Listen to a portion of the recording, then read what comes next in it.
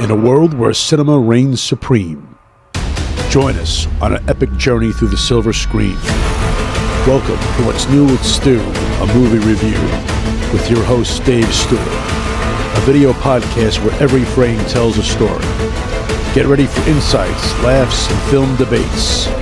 From blockbusters to hidden gems, we've got it all covered. Lights, camera, action. It's time for What's New with Stu, a movie review. And now your host, David F. Stewart. Pelham 123 to command center. Do you read me? You ready to take down our list of demands now? I'm listening, you animal. What do you want? Please inform the mayor that we demand $1 million cash for the release of the car and all the hostages, right? That'll be the day. Now, if the money is not in our hands, we'll kill one hostage for every minute you're late. Keep dreaming, maniac. The immortal words of the late great Benny Hill. Good evening, viewers. Good evening, all. Welcome to another episode of What's New with Stu, a movie review. I'm your host, Dave Stewart, and today I'm going to talk about one of my favorite films of all time, 1974, the original, Taken of Pelham 123, starring Walter Matthau and Robert Shaw, and directed by Joseph Sargent, based on a book. Hey, how am I supposed to see what you...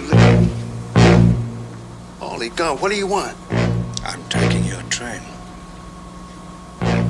You're taking my train? What would happen if four armed men hijacked a subway car beneath New York City's subway train station line and decided to hold 20 passengers hostage and ask for $1 million in ransom?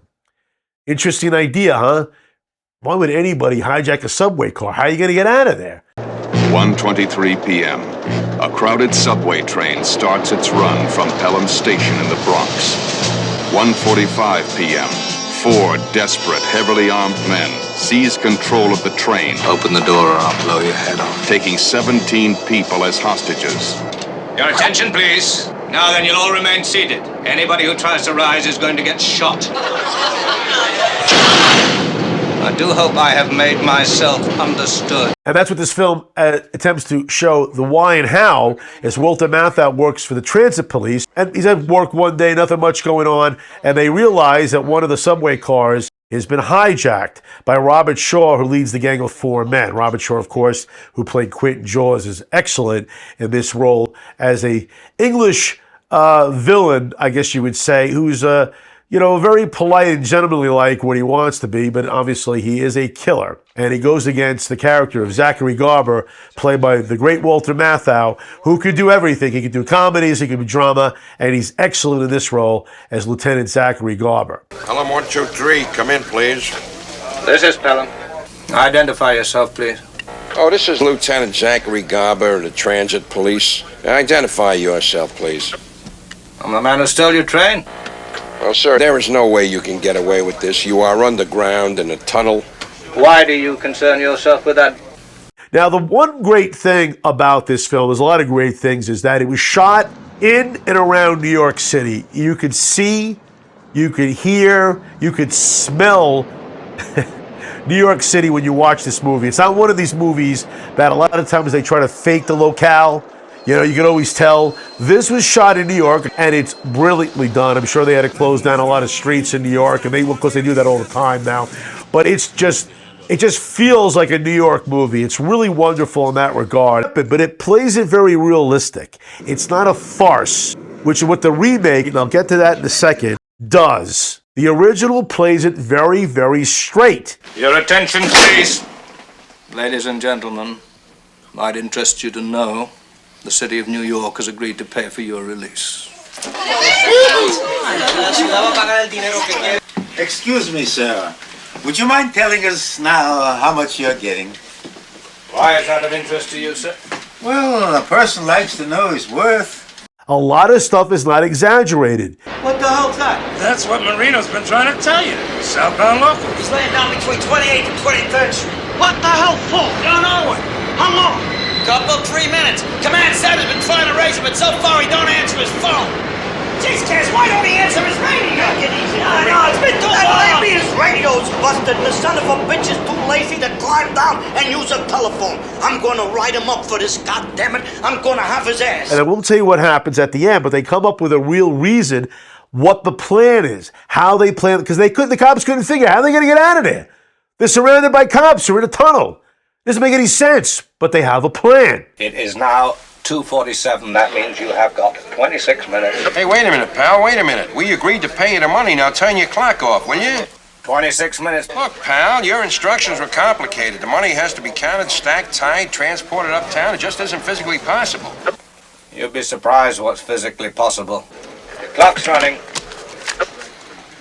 26 minutes. After that, we can start scratching them off one per minute. You're buying what's going on. Because some movies, and I've said this before, you put your brain on a shelf and you have to idly go through it. Because it's a movie, okay, I want to be entertained like James Bond, and we all know these things couldn't happen. The things that happen in this movie could happen based on the logic of what they put together. I just figured out how they're going to get away. I'm listening. They're going to fly the train to Cuba.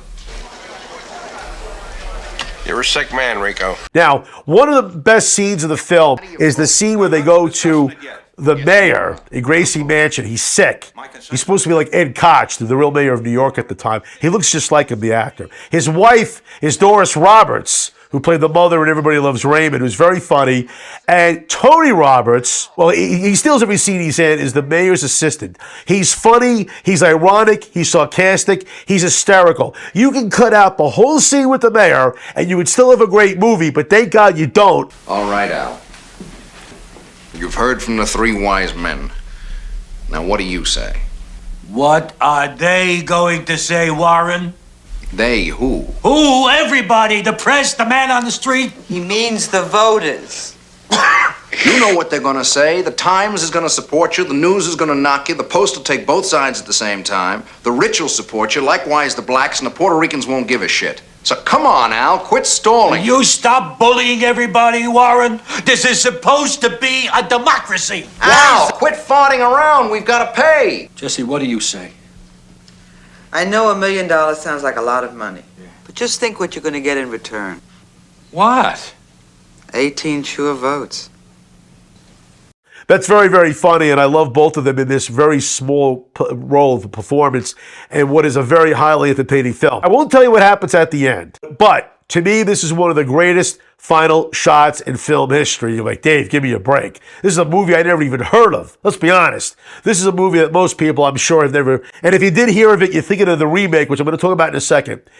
The final shot of this movie is brilliant. I don't know if it ends this way in the book or not. The final shot is hysterical, and I loved what they did with just the way they put the whole final scene together. It's very, very funny. I won't tell you what happens, but I highly recommend you see the original. If you like what you see, don't forget to hit that like and subscribe button, and don't forget to hit that bell icon so you're guaranteed not to miss any future updates of any podcast I have coming out. Now, the remake. I had a friend at the time who loved the original. We were both talking about seeing it together.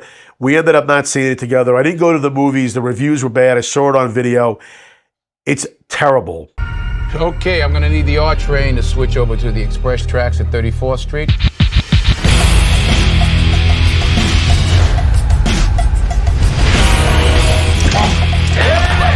Denzel Washington plays the role of Walter Matthau, and he's a good actor, and he's good in the movie. The problem was John Travolta, who I love in many movies, where he goes totally nuts. He is completely bonkers as the Robert Shaw character in this film. It's not even clear. I only saw this movie once, and that was enough, so I can't even remember a lot of it. His actions, the reason he does things, are never explained. He is laughing through things. It's so against the way Robert Shaw played it straight in the original. It just makes no sense, and it doesn't make for an entertaining film. You got a gun in your hand, I want you to use it. Shoot me. No, shoot me before they shoot me, or I'm gonna kill you. Don't you care? No! You said, Ryder! Ryder, don't you care? Don't you have anyone who cares? I thought that was you! Travolta's too crazy in the movie. It's not like Nicholson and the Joker. We know Joker's nuts, and that's part of it. It's a superhero film. We want Joker to be a little out of it.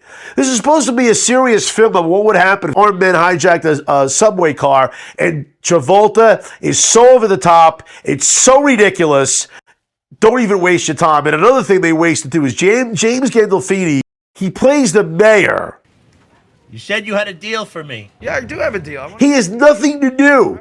This is the great James Gandolfini here. This is Tony Soprano, and they give him nothing to do. He's a complete waste. And why Gandolfini signed up for this, I don't know. Go see the original. And you can write in the comments below if you don't think you're good. Because if you see this movie and you're not entertained, I guess you're not into movies. I don't know what else to say. I can't imagine you not watching this movie and going, you know, that was well done and actually had laughs in it. Not a comedy, but it's got laughs in it.